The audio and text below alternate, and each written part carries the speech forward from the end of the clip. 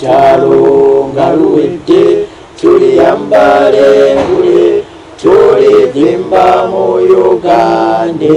David Serukenya omubaka atwala Makinde Sabagabo ku lukiiko lw'eggwanga olukulu, Aloysius Mukasa wa Lubaga South, Charles Matovu wa Busiro South, mbeera ze Zaki Maula meya wa division ye Lubaga, kusa Dr. Shafik Sonko ssentebe wa division ye Ndejje, nga bano batwala ebitundu ebyetoolodde era ebiriraanye ekisaawe ky'ennyonyi n'enguudo mwasanjala eziyingira n'okufuluma ekibuga Ntebe. Enkya ya leero basinzidde mu lukuŋŋaana lwa bannamawulire n'ekigendererwa eky'okukunga abawagizi b'ekibiina kino ki National Unity Platform ng'ennaku z'omwezi 5 okweyiwa ku nguudo zonna okwaniriza omukulembeze w'ekibiina kino Robert Kyagulanyi Ssentamu bw'anaaba akomewo mu ggwanga. Era nga ndi n'abakulembeze bannange nga bwe tukulembera oluguudo olw'Entebe. Omukulembeze omulonde wagenda okuyita ng'ava ebweru ng'ayingira eggwanga nga tukunga abantu okulaba nga basobola okubeera ekitundu mu kwaniriza president omulonde ow'eggwanga. Nga ngenda kukunga bannalubaga bonna nga 5 tugenda tukime omukulembeze w'eggwanga His Excellency Ssentamu Kyagulanyi Robert. Olwaleero ofunye omukisa ogukunga bannabusiro mwenna nga 5 tugenda kunona ow'ekitiibwa His Excellency Kyagulanyi Ssentamu President nga adda mu ggwanga lye era nkunga bannabusiro n'eggwanga lyonna mujje tunone era twanirize mu kitiibwa President w'eggwanga lino.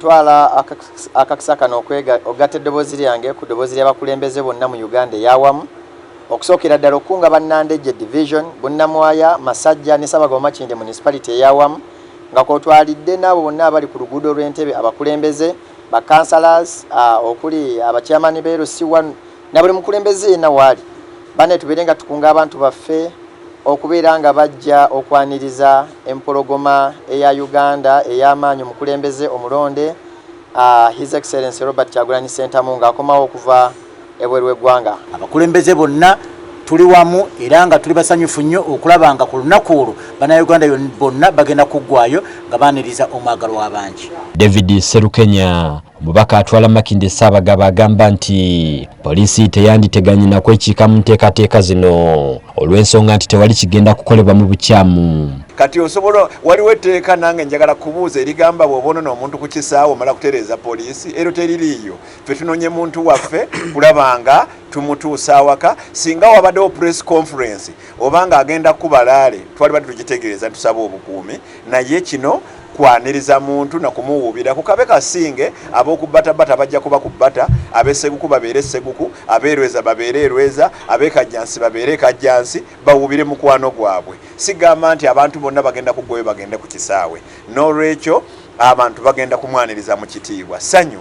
Kati olaba otya abantu abaseka n'obakuba kiboko batiya gas tekisoboka kubanga okwaniriza tekuliko poliisi twagigambye dda kati bantu gigambye poliisi mujje mutukuume katwaniriza tujise mube naffe katwaniriza nabo batwagala no bagakwaniriza tujja kuba nabo mukwaniriza His Excellency Ssentamu Kyagulanyi Robert.